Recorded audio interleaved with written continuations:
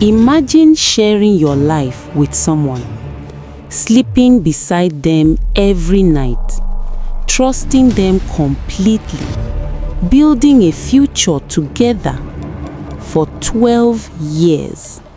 Not two, not five, 12 long years. Now, imagine discovering one day that the person you called your husband was never supposed to be alive. In a quiet town called Obinze, life moved slowly. People knew each other. Families had history. Every face had a story, except one. He appeared one afternoon without warning. A tall, calm man who called himself Daniel Okoro. He had no past, no family, no childhood friends, no one who could say, "I knew him before."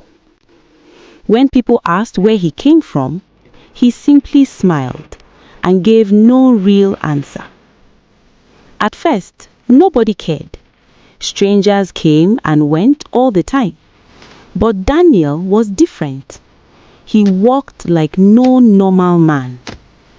Under the burning sun, while other men rested and wiped sweat from their faces, Daniel kept going, without slowing down, without complaining, without showing any sign of exhaustion. Fields that took several farmers days to clear, he finished alone in hours. Clean, perfect, effortless. People began to notice. Some admired him, some respected him, but others started to feel uncomfortable because something about him did not feel human. Then there was Ngozi, a young woman known for her beauty and quiet strength. Many men wanted her, but she chose Daniel. No one understood why, not completely. But love has a way of ignoring things that don't make sense. They got married, and for a while, everything seemed normal. But on their wedding day, something strange happened. When it was time to take pictures, Daniel refused. He stood still, cold, unmoving. Even when people begged him, he did not change his mind. In the end, only one photograph was taken. Just him and his wife. Nothing more. After that day, another rule appeared. No mirrors. Not in the bedroom, not in the house, not even small reflective objects. Anything that could show a reflection was removed. At first, it felt strange, but Ngozi ignored it because she loved him. And love can make even the strangest things feel normal. Then came the nights. Daniel never got tired. While the rest of the world slept, his energy never faded. Hours would pass and he remained the same.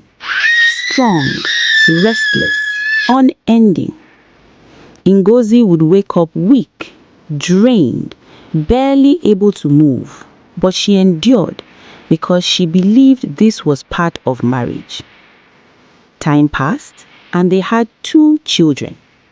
From the outside, they looked like a normal family, but inside, something was always wrong. Every year, as December approached, families traveled back to their villages, but Daniel always refused. There was always an excuse. The road was bad, the timing was wrong, the moment wasn't right. Until one year, Ngozi refused to accept it. She insisted, and for the first time, Daniel agreed. The journey was long, quiet, uncomfortable. When they arrived, the village felt still, too still. Daniel stopped walking, pointed toward a house, and told them to go ahead without him. Ngozi didn't question it. She was too excited. After years of waiting, She was finally meeting her husband's people. But the moment she arrived, something felt wrong. The elders looked at her with confusion, then shock, then fear. She introduced herself, proudly, confidently, and mentioned her husband's name. The air changed. Everything became heavy. One of the elders stepped forward, slowly, carefully, and said something that shattered her world. The man she called her husband had been dead for 12 years. At first, it sounded impossible. Her mind rejected it. So she showed them proof, the wedding photo. But instead of relief, they broke down in tears. Then they took her behind the house. And there she saw it. A grave, old, worn, silent, and on it one name, Daniel Okoro. Her body gave way. Her heart refused to accept what her eyes could see. She ran back to where she last saw him, calling his name, screaming, begging, but there was no answer, only silence.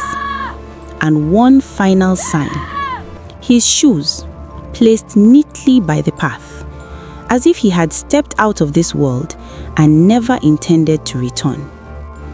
That was the moment she understood.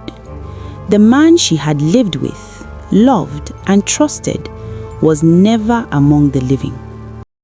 She returned home changed, not just in body, but in soul. The nights became unbearable. Footsteps echoed in empty rooms. Doors moved without touch. Cold air filled spaces that should have been warm. But she did not run, because deep down she already knew. He was still there, watching, waiting. The children grew, but they were different. Quiet, observant, unusual. Sometimes they would stare into darkness as if they could see something others could not. Their strength was unnatural, their presence unsettling. The villagers noticed and they whispered. Years passed, but the story never ended. Every December, on the night before Christmas, something appeared. A tall figure, dressed in white, walking slowly towards the old house. No shadow, no sound, only presence. It would stand there for a few minutes, then disappear into the night. And far away, at a forgotten grave, fresh palm leaves would appear, placed by no living hand. Some stories are meant to teach, some are meant to warn, and some are meant to remind us that not everything we love belongs to this world. Before you trust someone completely, before you give them your life, make sure they have a past. Because if they don't, you may be living with something you were never meant to understand.